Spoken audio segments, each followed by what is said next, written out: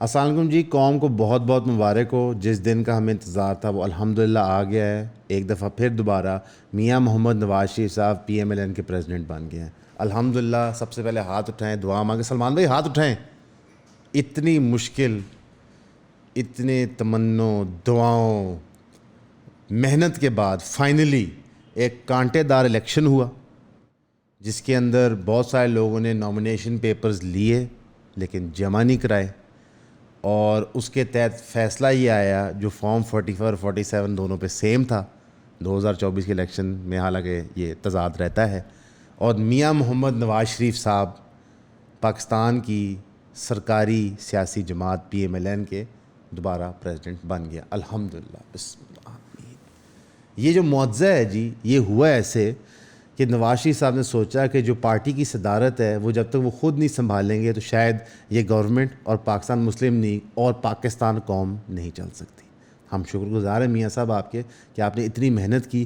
اس مہنگائی, اس مشکل وقت, اس بربریت کے اندر آپ نے لاہور کے پریمیم ہوٹل فلیٹیز کے اندر ایک اتنا بڑا فنکشن رکھا جہاں پہ آپ کے سارے دوست آئے ہوئے تھے, اور وہاں آپ نے پھر 31-32 منٹ کی تقریر بھی کی جس میں آپ نے ہمیشہ کی طرح کچھ بھی نہیں کہا, کیونکہ ظاہر ہے آپ سیاستدان ہیں, آپ کہتے تو کچھ بھی نہیں ہے, اور آپ نے بتایا کہ انشاءاللہ ہم ملک اور قوم کو بچا لیں گے.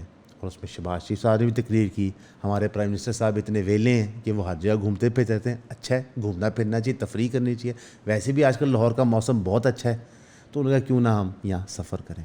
تو میں قوم کو اس پہ مبارک دینا چاہوں گا, اور میں قوم کو یہ بھی مبارک دینا چاہوں گا کہ قوم کے دوسرے ہیرو, جی ہاں آج 2 خوشخبری ہیں, ایک نہیں. قوم کا پہلا ہیرو میاں محمد نواز شریف صاحب, اور قوم کا دوسرا hero Malik Riaz, the dream of every young man in Pakistan, کہ ایک دن میں بھی بہت بڑا آدمی بن جاؤں گا ملک ریاض کی طرح.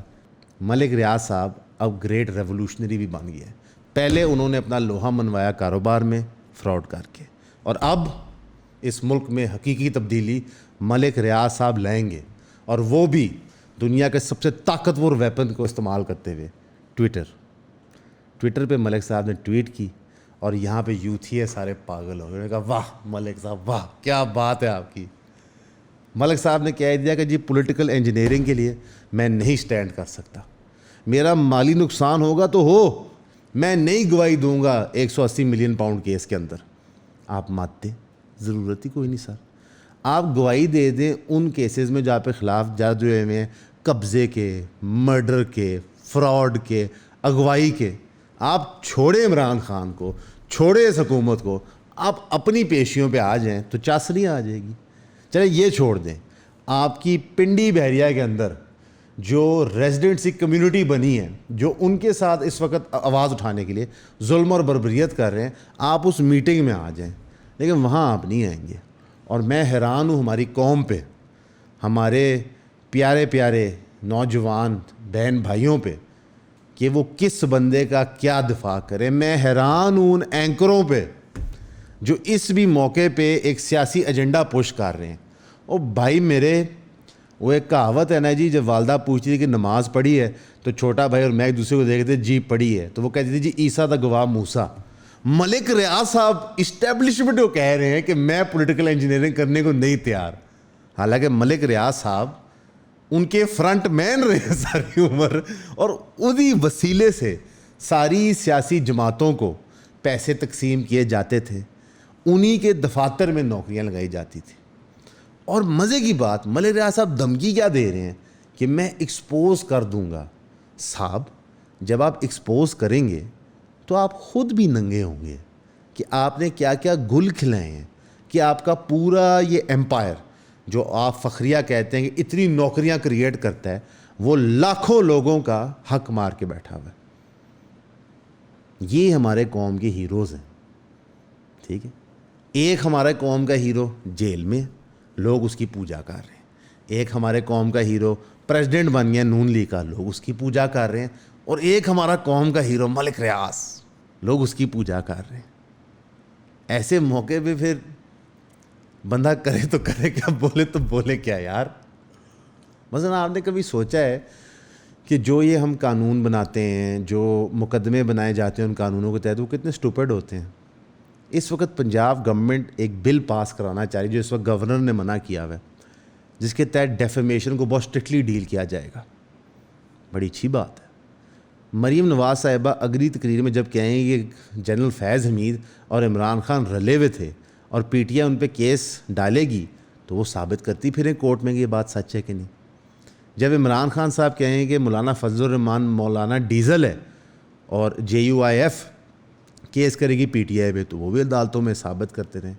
ہمارے سیاستدان اتنے منبدی ہوتے ہیں کہ وہ کسی کے اشارے پہ قانون بناتے ہیں اور پھر کل کو اسی قانون کے تحت ان کے خلاف مقدمے ہو جاتے ہیں.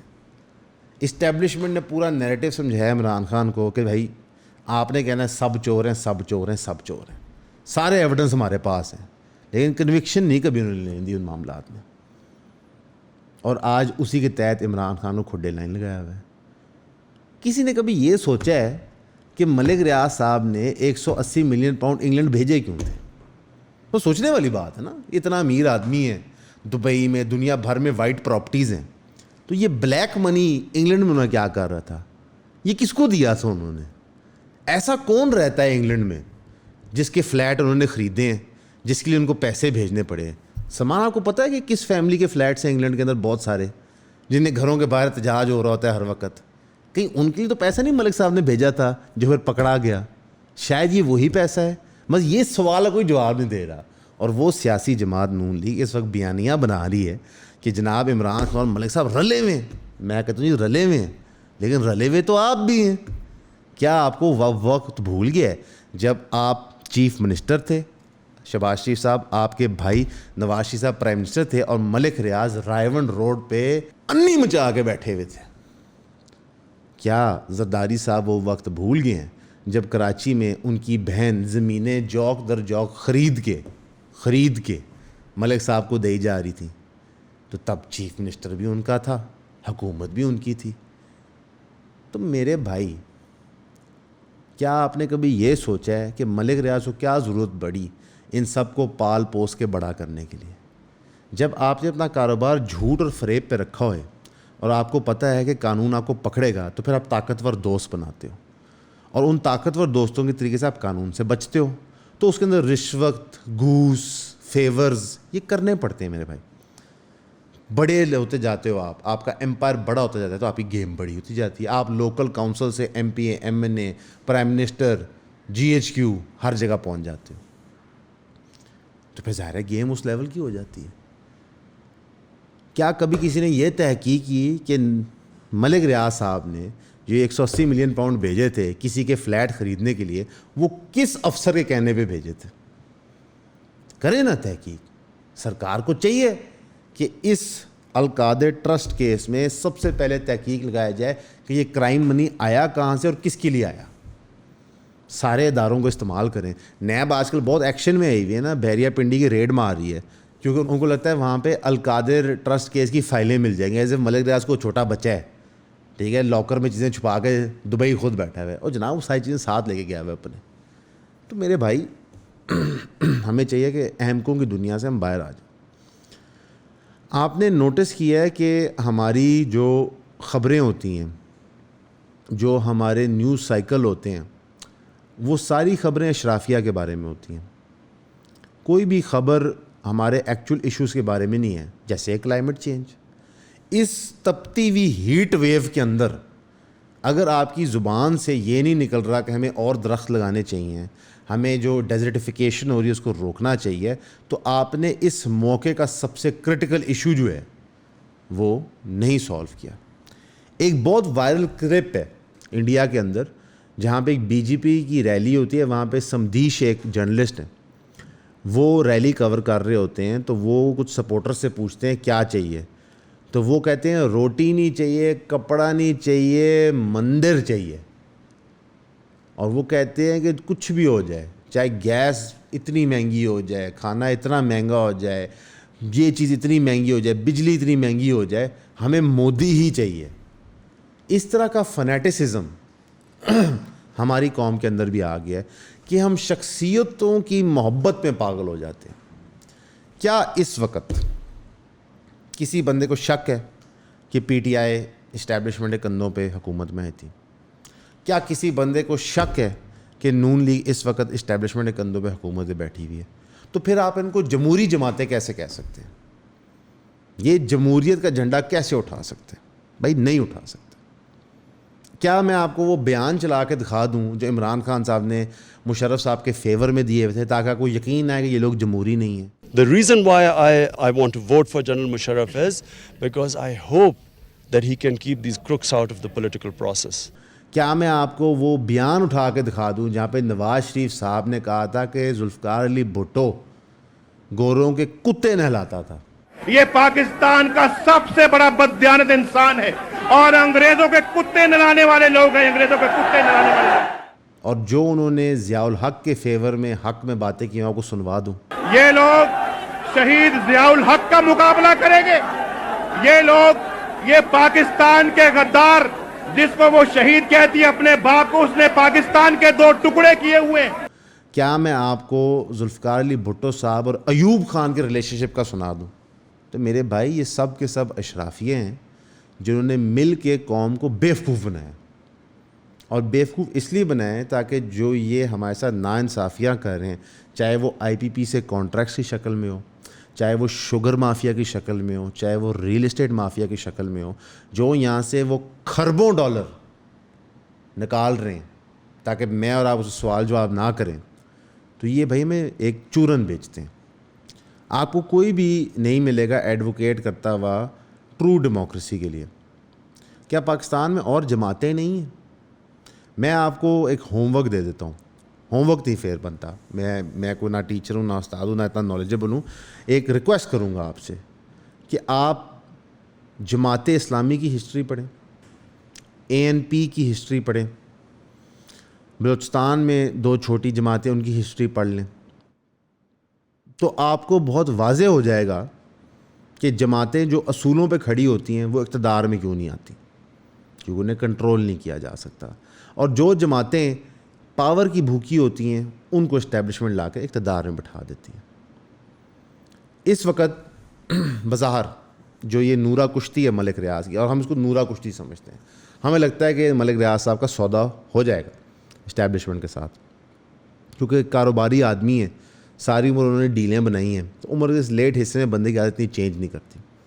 لیکن اسٹیبلشمنٹ کو چاہیے کہ اب ملک ریاض کو تن دیں، چھوڑیں مت، سارے گناہ ان کے ایکسپوز کریں، اور ہر ایک اس بڑے کاروباری کے ایکسپوز کریں جو آج کسی کی بھی صف میں شامل ہیں. جہانگیر ترین کو بھی کریں، علیم خان صاحب کو بھی کریں، جتنے آپ کے پاس یہ بڑے کاروباری میاں منشا بیٹھے ہیں، جو ایک گھوٹالہ گھپلے کر رہے ہیں، ایکسپوز کریں اور تنیں.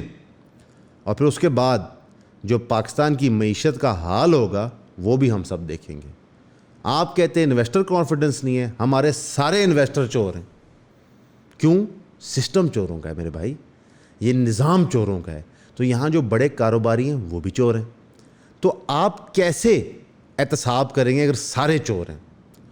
Truth and reconciliation South Africa میں ہوتا ہے کہ معافی تلافی ملک بناتے ہیں، کچھ نہیں ہوتا، ماضی چھوڑ دیتے ہیں. اگر اس وقت یہ پاکستان میں نہ ہوا نا، لگ پتہ جائے گا. میں آپ کو ایک چیلنج دیتا ہوں، آپ عمران خان صاحب کو آج پرائم منسٹر بنا دیں، اس فائنینشیل بحران سے ملک نہیں نکلے گا. کیوں؟ آپ کے پورے نظام چوروں کے کنٹرول میں. آپ کا ہر کاروباری بڑا ہوا ہے فراڈ کر کے، اور فراڈ کے اصولوں پہ قائم کرتا ہے کاروبار وہ اپنا، اس کے ذریعے سے وہ پروفٹیبل ہوتا ہے. تو وہ کیسے ملک کی اکانومی کو ٹھیک کرے گا بھائی، جب آپ کو آئی ایم ایف کہہ رہا ہے کہ آپ نے بلیک اکانومی ریڈیوس کرنی ہے؟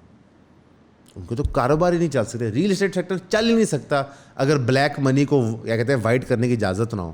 یہ جتنے پراپرٹی ڈیلر ڈیولپر بیٹھے ہوئے ہیں بڑے پیٹ نکال کے 8-9 کروڑ روپے کی گاڑی کے اندر، ان کی دکانیں بند ہو جائیں گی اگر بلیک منی کی انٹری بند ہو جائے ریل اسٹیٹ میں. یہ بڑے آڑتی وہ سنتے ہیں جی ملتال کی آڑت میں بندے کے پاس 10 ارب کا سامان ہے، فیصل آباد کی آڑت میں 20 ارب کا سامان ہے، دکانیں ان کی بند ہو جائیں گی اگر کالا پیسہ انٹر نہیں کرے گا. تو آپ ان کو کاروباری سمجھتے ہیں، ہم تو سمجھتے ہیں یہ لوگ تو کسائی ہیں، بوٹی کی خاطر بکرے ذبح کر دیتے ہیں. بکرا یعنی میں اور آپ عوام. اس سارے کانٹیکسٹ کے اندر نواز شریف صاحب کا صدر بن جانا پارٹی کا، ملک ریاض صاحب کا گریٹ ریولوشنری بن جانا، یہ سب نان سینس ہے. اس کو آپ چھوڑیں، ملک کے اصلی ایشوز پہ آئیں. فائنینشیل بحران سے کیسے نکلنا ہے، اپنے کلائمیٹ کو کیسے کنٹرول کرنا ہے، اپنی اکانومی کو مینوفیکچرنگ اکانومی کیسے بنانا ہے. یہ 3 سب سے کرٹیکل ایشوز ہیں، اور پہلا ایشو اور تیسرا لنکڈ ہے. جب تک ہم مینوفیکچرنگ اکانومی نہیں بنیں گے ہم فائنینشیل بحران سے نہیں نکل سکتے. تو جو آپ کو انفارمیشن ان 3 ٹاپکس کے بارے میں ملتی ہے اسے فوکس کریں، یہ باقی سب نان سینس کو چھوڑ دیں.